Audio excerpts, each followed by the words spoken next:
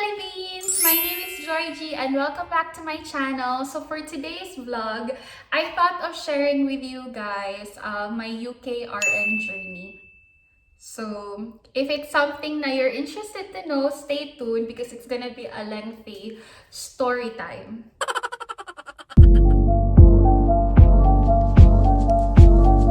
So it all started 2012 when I graduated sa Bohol ng Bachelor of Science in Nursing. Right after passing my licensure examination and getting my PIN, hindi ako nag-work sa hospital agad-agad. The reason for that is 2012, parang before you can work sa hospital, you have to volunteer and pay the hospital 5,000 to 10,000 pesos. Unless na lang siguro if may kapit ka sa hospital or something. But that was the thing back then. So, hindi ko talaga siya kinonsider. Because I want to work na may earnings ako. And so, very ambitious ko that time. I feel like super, I feel very driven on, confident because ang main goal ko is pauwiin yung papa ko. Kasi papa ko ever since was working abroad. He's an OFW. Like, ever since. So, we can only see him mga 1 month lang. And si mama lang talaga always. So, parang right after graduation, gusto ko talagang umuwi na siya. Ever since, my prayer was always like that, na gusto kong umuwi na siya, na we could all be together, and ako na ang, hindi naman siguro breadwinner, but siguro maka-help financially sa family. Siguro ganun, but that was really my prayer. And so, nag-apply ako first job, call center sa Cebu. So, but it did not last long. Siguro mga 4 or 5 months lang because I was renting a boarding house that time and hinaras ako ng landlord. Oh no! Umuwi ako ng Bohol. My next job was in a nursing review center. So, I was teaching nursing students na magpa-plan, mag-take ng exam, ng licensure exam.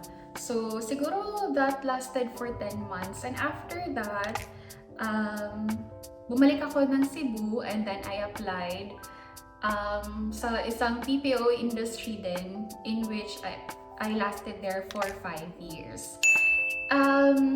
And I think that was the turning point because during that 5 years of working with that great company, I was nominated as a Sparkle Awardee. And then the award that time was a travel to the United Kingdom. So March 2017, I traveled here in the UK. I went to a lot of places sponsored by our client because nga I won. And thank you so much, Harvey, for the nomination. And yun, that was 2017. When I came back, I was up for promotion. I got promoted actually. But hindi na nawala si UK sa isip ko. Parang it's calling me, ganun. But yeah, hindi na talaga siya nawala. But hindi ko siya na-share. Pero siguro na-share ko lang siya sa partner ko. But it was a different feeling na all throughout, parang I felt like I have always been independent, na gusto ko siyang i-explore. And the only way for me to explore and go back to that country, to this country, was to become a nurse, to work as a nurse. But wala akong experience, Wala akong hospital, clinical experience. So, and then, that was March 2017. A year after, 2018, I decided na I'll resign na. The main reason was, ayoko ng what ifs. Ayokong magsisi na, what if hindi ko tinuloy, hindi ko pinursue yung dreams ko. I don't want to live a life full of regrets just because I was scared to try and explore the what ifs that is going on in my mind. So, nagpaalam ako sa mga bosses ko, "Hi boss, you know who you are." And they were really kind enough na to respect my decision and let me go. And that time, I was up for another promotion, like few months na lang ako promote. But parang I was so blessed to have those people na were very supportive of my dreams, na hindi ka hino-hold back, na hindi, they are not cutting your wings, they allow you to fly. So I was really lucky, and it was like, it wasn't something na I've prepared, na nag-save ako ng money. It was just really a leap of faith for me. So ayun, nag-resign na ako after 5 years in the service, and dun na, the struggles begin. So in order for you to apply here sa UK, you have to undergo several tests. And the first test is, you have to pass the English language test, or the IELTS. So, my challenge that time is, first, wala akong hospital experience ever. So,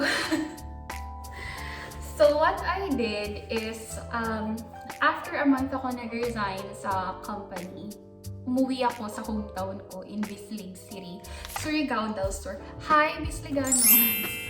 So, umuwi ako because ang ate ko was already working in one of the hospitals there. So, parang sabi niya, doon na lang muna for me to have an experience. So, yeah, umuwi ako after the longest time of being not home. You know, the feeling na ever since college, I was studying in Bohol and then worked sa Cebu. And then the last time I've been in my hometown was in high school. So parang everything was new. Kahit kasama mo yung family mo, nandun ka sa bahay niyo, parang yung feeling, it's very foreign. That was what I felt that time. But sige, I've tried and worked there, but there was misunderstanding kasi. So, I was already working sa hospital ng ate ko, but parang naging volunteering work lang pala. So, parang hindi na clear na hindi pala ako suswelduhan up until this period. And then, you know, I'm already unemployed. The feeling na you were earning this much sa BPO industry, and then all of a sudden, wala akong sweldo. So, parang na-hurt ako kasi feeling ko, oh my gosh, na-traidor ako. Parang naisahan ako na I was already working, pero hindi pala ako suswelduhan. So, up until like a month pa, iniyak ko talaga siya. Like, super iyak. Like, I know na I need the experience, but feeling ko kasi, it's so unfair nowadays na nag-e-effort ka tapos may volunteering work pa rin bang nagaganap? So, iniyak ko talaga siya. Like, super iyak na na-frustrate ako, na na-disappoint, na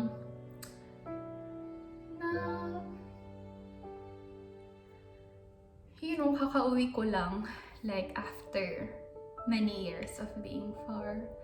And then, yun yung nangyari. So, it did not work out. And then, I was told ng papa ko na pailog lang. Like, always, pailog lang. So, and then, I decided to go back to Cebu. So, when I went back to Cebu, inisip ko, I need to have my hospital experience or clinical experience, and I need to pass the English language test. So, parang I was thinking that time, why not apply as an English teacher? So, I was thinking na mag-apply na lang ako as English teacher while doing some clinical work para I am hitting two birds in one stone so that I can save my time. And so, yun na nga ang nangyari. I applied as an English teacher sa international school. My students that time was Korean, Vietnamese, Chinese, and the English that I am teaching is parang structured siya sa IELTS. So I was teaching them about listening, reading, writing, and speaking, which are all the subcomponents sa IELTS. So parang while teaching them, I am also learning.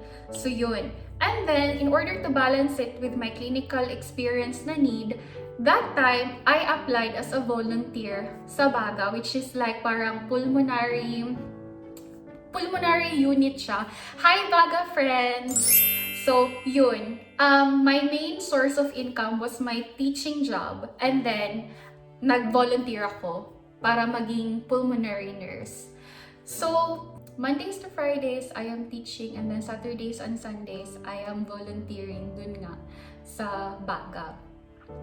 So, yeah, I juggled so much. Parang wala talaga akong rest. Wala akong rest that time. Parang dire-diretso ang para sa goal. So, yun. And then, an opportunity came because yung work ko as an English teacher was only project-based, good for 3 months. And then, one of the staff sa Baga, magma-maternity leave. So, they are needing parang they're needing someone to fill in the position. So, I took the opportunity. So, instead of volunteering, naging part ako ng mga permanent staff sa Baga. So, that was then became my main source of income. And so, after when I have received my last pay from my BPO job, I enrolled myself sa isang IELTS review center. So, after working sa Baga, nag-review ako. I think the most challenging thing about doing the review sa IELTS is when you're in the classroom, tapos maririnig mo, wala akong friends because I'm not good at making friends actually. Naririnig ko lang sila na they are talking na, huy, pang 3 ko na tong take, pang 5, pang 6, huy, hindi ako nakapas.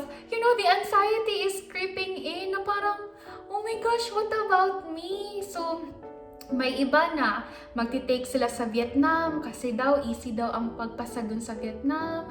Yung iba naman sa Indonesia titake. So parang ano ba, like super. Tapos may mga classmates ako that time na nakikita ko sila this week and then after 2 weeks bumabalik because they have failed the exam. So, grabe yung kaba ko that time. So, as what I have mentioned earlier, with this kind of exam, we are tested in 4 skills. Our speaking skills, reading, listening, and writing skills. Now, the main thing na nahihirapan ako was really the writing skills. And we need to have 7 scores lahat. So, 7 sa speaking, 7 sa reading, 7 sa writing, and 7 sa listening. So, we have to have that score para ma-qualify kami sa first step in applying for UK. And maraming nafe-fail sa writing. That was really my biggest fear. Like, super. And then, it came to the point na nag-announce ang Nursing and Midwifery Council here sa UK, or parang PRC equivalent sa Philippines, na ililesen nila ang required score for writing. 6.5 na lang instead of 7. So, but it's still mataas. So, yun na, review. And then, by that time na magti-take na ako, like the exam was very expensive. It's 14,000. Oh no! So, yeah. Well, magti-take na ako. A few days before my scheduled exam, nagka-measles pa ako. So, like, you know, nagka-measles pa ako na parang, what's going on? Malapit na yung exam ko, tas nagkasakit pa ako. And then, while doing the reviews din, kasi yung location ng review center super malayo sa area kung saan ako nakatira sa Cebu. So, I have to travel pa mga 3 jeepney rides para makapunta ako dun. And then, pag magpapacheck ako ng mga papers ko, masyadong mataas ang pila kasi nga maraming students. So, right after ng duty, mag-early ka punta dun. So, you know, the struggles, and then super duper yung acne ko that time kasi walang pahinga, dire-diretso. So, going back, nung nag-IELTS na ako, ang speaking exam was scheduled on parang days prior to the remaining 3 exams. Sa speaking parang, hindi naman siguro, parang medyo confident ako sa speaking na mapapasa ko yun. Yung writing lang talaga ang hindi. Ang writing na exam, yun yung pinaka-last na exam to be taken on the following day. And then while doing the exam, parang may time kasi parang 1 hour lang dapat ma-finish mo na siya. Tapos 2 sets pa yun. I finished the first one, but nung second one, I finished the second one first. And then when I went back sa first part, dun na parang 2 minutes na lang, konti pa lang yung nasulat ko. Parang parang sa heart ko, parang sabi ko, oh my God, I can't afford to take another test. And then, it's 14,000. Saan ako kukuha ng pera? Parang ganun. And then,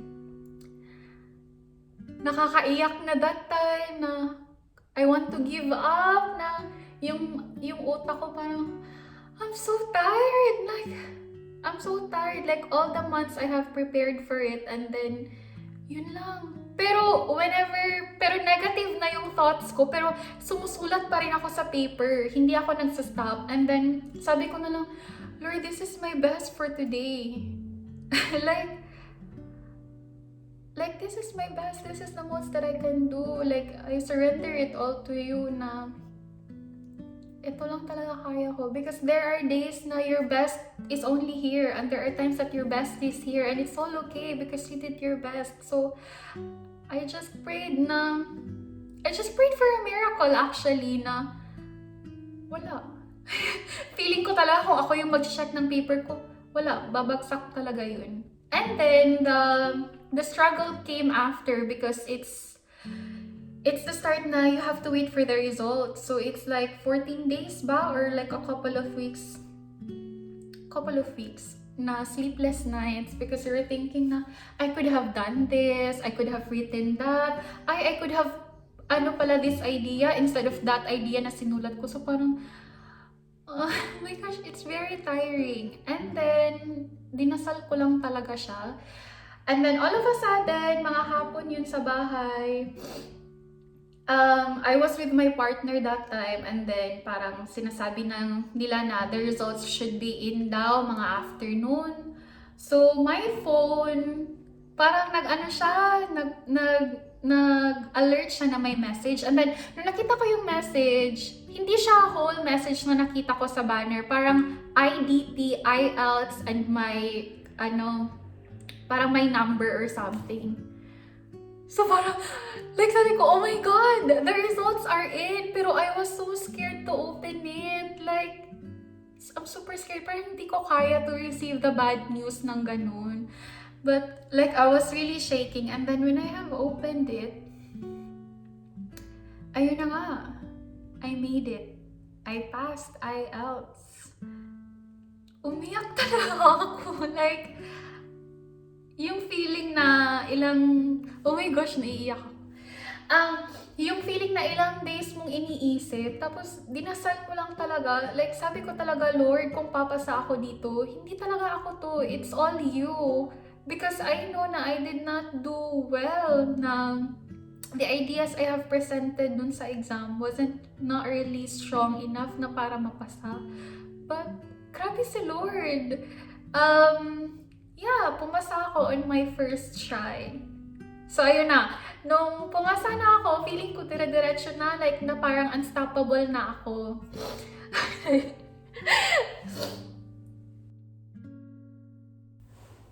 So, ayun. That was it. First exam, done. And then, nung natapos ko na, that was the time na nag-apply na ako sa agency, sa recruitment agency. Because sa recruitment agency kasi ng mga hospital dito sa UK, ang hinihingi nila is if you're already IELTS passer nung sa language test na exam. So, yun, nag-apply na ako and then parang sabi nila there's no vacant slots pa. So, I was waiting for them kung sino yung mga hospitals na opening dito sa UK. And while still doing that, work pa rin ako sa hospital as a pulmonary nurse. And then, mga April of 2019, I received a phone call from the agency na meron ngang hospital which is only 30 minutes away from London if I'm interested ba daw to secure a slot. So sabi ko, okay, sige, I'll try. And then June 2019 came. I already did the interview, face-to-face interview with the parang mga chief nurses yata yun dito. Yun, I was given a golden ticket to the UK na. So, nakapasa ako sa interview. And then after that, another exam na naman in order to be qualified. sa application. So, para maging UKRN ka or United Kingdom Registered Nurse, you have to pass 2 sets of exam. So the first exam was a computer-based exam which is purely based on theory, and then the second exam is the OSCE, which is skills. So the computer-based exam or the theory na exam was done sa Philippines lang. So yeah, I took that exam and then I passed that exam as well. And then, accomplished everything that's needed sa requirements, especially mga documents na needed for my application. And then, while doing that, nag-work pa din ako sa pulmonary unit up until such time na feeling ko, okay na yung yung clinical experience ko. I decided I needed more money in preparation sa mga gagastuhin ko, because in all honesty, ang sinasahod ko lang din naman sa pag na-nurse nun was 300 pesos in a day. And then magbabayad ka pa sa bahay because you're renting, and then all those other kakain ka pa, mga ganun. So it wasn't really enough, and sadly that's still the reality sa Pilipinas, na the nurses or the frontliners are not being paid as much sa ginagawa nila. So yun, and then I applied again sa isang BPO industry, but this time it's more of back office na account, but it's on the health side. Kasi sabi ng agency, baka it will take pa 1 year para ma-deploy kami dito sa hospital. While waiting, nagtrabaho ulit ako sa BPO industry to sustain my needs, because after that, I need to undergo medical examination, and then marami pang gastos, in short. So yun, nagtrabaho ako and met a lot of great people. But then, parang February 2020 came. Parang a year na na-process ako ng papers ko sa UK. I was told na made-deploy na ako ng March of 2020. So, nagsabi na ako sa TL ko that time na I'm gonna be resigning because of this, and na-hurt din ako that time kasi hindi na nila ako binigyan ng sahod for 1 whole month, in which na-feel ko din na parang I was betrayed, because parang na-assure ako na no, hindi ka matatanggap mo pa rin yung pay mo. Iniyak ko na naman yun kasi trinabahuan ko yun ng 1 month, and then I was expecting for that money sa account ko para panggastos ko ng mga exams, ng mga medical test, but hindi siya nabigay. So, yun. Na-hurt ulit, and then sabi na naman ni Papa na pailob lang. So,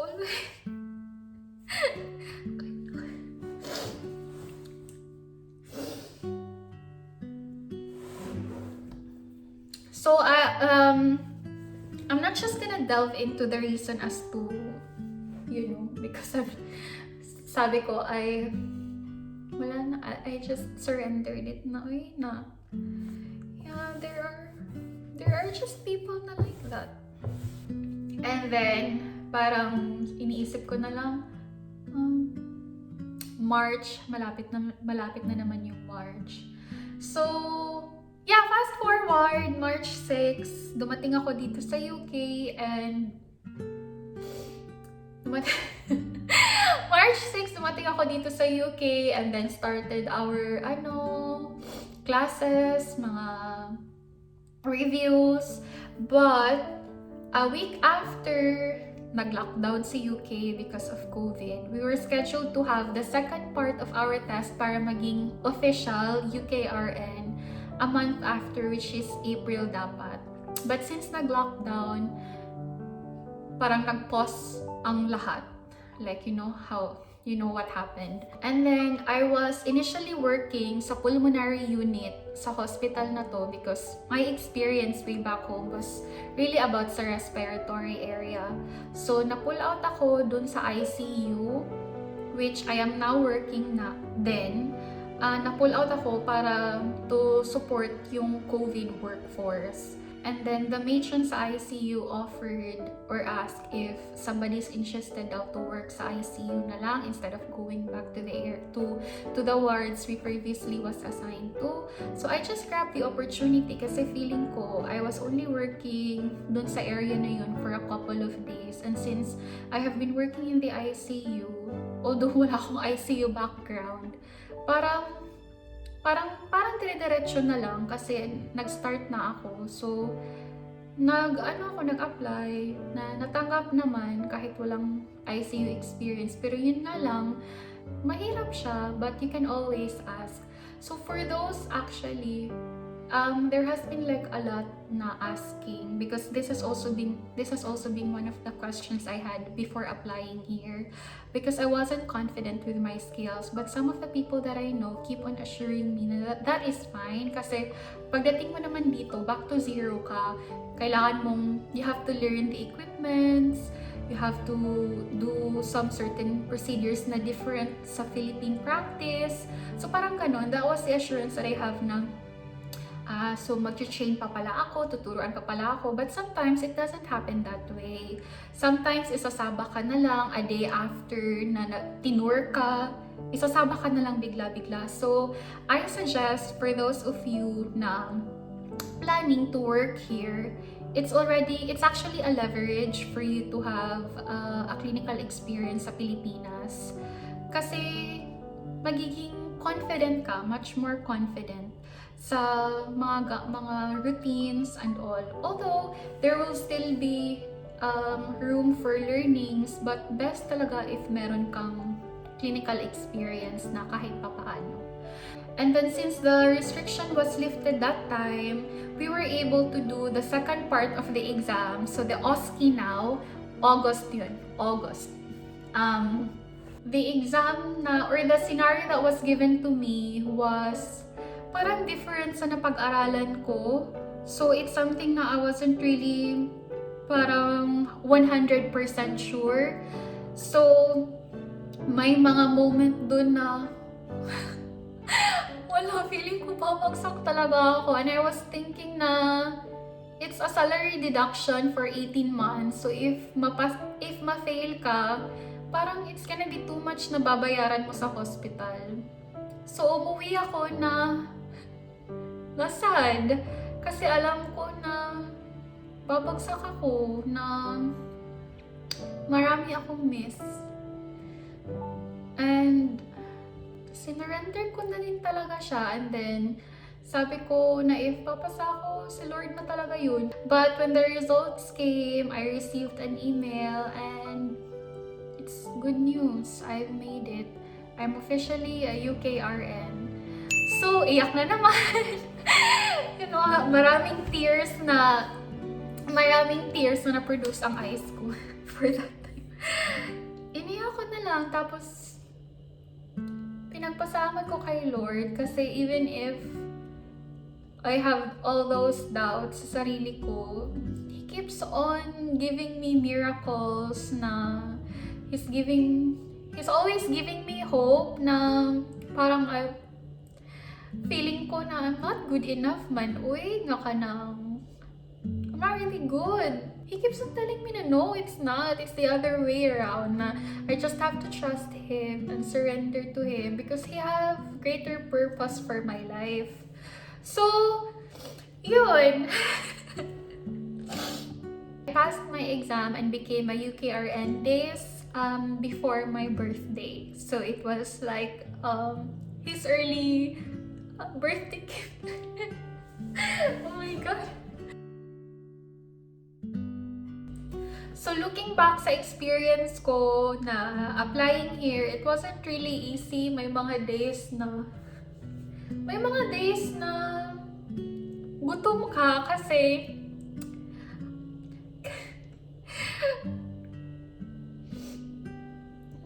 may mga days na gutom ka kasi wala ka ng pera, hindi na siya enough, you have to budget, and then